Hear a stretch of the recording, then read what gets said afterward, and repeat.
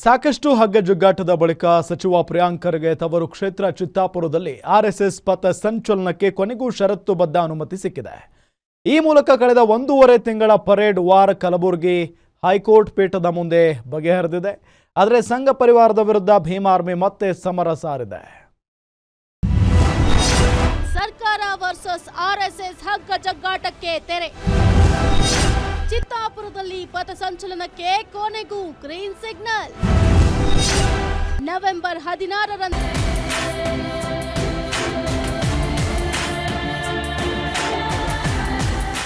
ಕಳೆದ 1.5 ತಿಂಗಳಿನಿಂದ ಇಡೀ ರಾಜ್ಯದ ಚಿತ್ತಾಪುರದತ್ತ ನೆಟ್ಟಿತ್ತು. ಯಾಕಂದ್ರೆ ಅಕ್ಟೋಬರ್ 19ರಂದು ಚಿತ್ತಾಪುರದಲ್ಲಿ ಆರ್ಎಸ್ಎಸ್ ಪಥಸಂಚಲನಕ್ಕೆ ತಹಶೀಲ್ದಾರ್ ಅನುಮತಿ ನಿರಾಕರಿಸಿದ್ರು.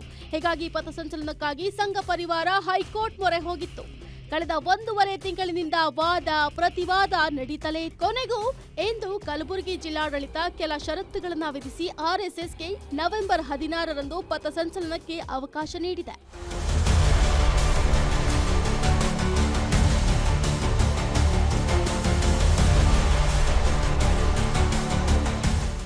ಆರ್ಎಸ್ಎಸ್ ಶತಮಾನೋತ್ಸವ ನಿಮಿತ್ತ ಚಿತ್ತಾಪುರದಲ್ಲಿ ಆಯೋಜಿಸಿದ್ದ ಪಥಸಂಚಲನಕ್ಕೆ ನವೆಂಬರ್ 16ರಂದು 300 ಗಣವೇಷಧಾರಿಗಳು ಹಾಗೂ 50 ಜನರ ಬ್ಯಾಂಡ್ನೊಂದಿಗೆ ಅವಕಾಶ ನೀಡಿ ಕರ್ನಾಟಕ ಹೈಕೋರ್ಟ್ ಕಲಬುರಗಿ ಪೀಠ ತೀರ್ಪು ನೀಡಿದೆ.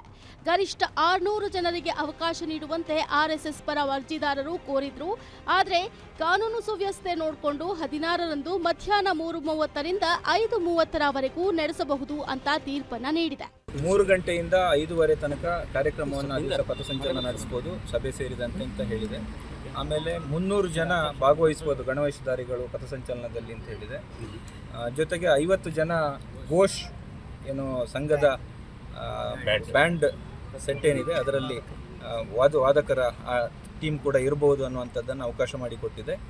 ಮತ್ತು ಈ ಎಲ್ಲ ಇದರಲ್ಲಿ ನಾವು ಸಂಪೂರ್ಣ ರಾಜಕೀಯ ಘೋಷಣೆ ಇರೋದಿಲ್ಲ ಅಥವಾ ಇದರಲ್ಲಿ ಯಾವುದೇ ರೀತಿಯ ಕೂಗಾಟ ಇರೋದಿಲ್ಲ. ಶಾಂತಿಯುತವಾಗಿ ಈ ಸಭೆ ಹಾಗೂ ಪಥಸಂಚಲನ ನಡೀತಿದೆ.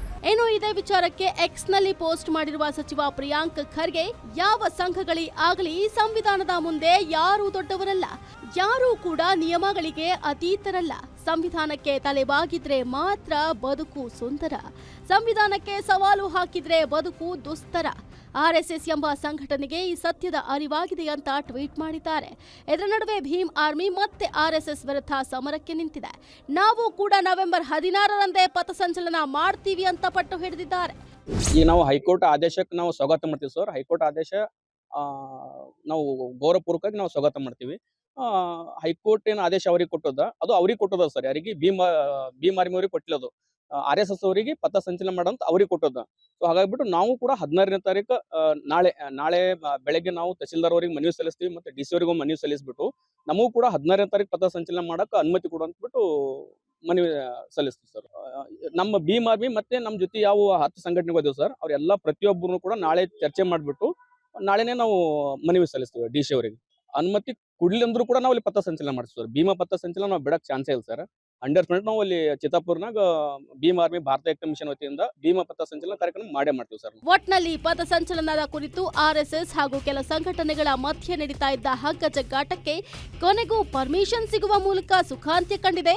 ಆದರೆ ನವೆಂಬರ್ 16ರಂದು ಚಿತ್ತಾಪುರದಲ್ಲಿ ಆರ್ಎಸ್ಎಸ್ ಪಥಸಂಚಲನ ನಡೀತಾ ಇದ್ದು ಇತರೆ ಸಂಘಟನೆಗಳು ಯಾವ ಹೆಜ್ಜೆ ಇಡ್ತವೋ ಕಾದು ನೋಡಬೇಕಿದೆ.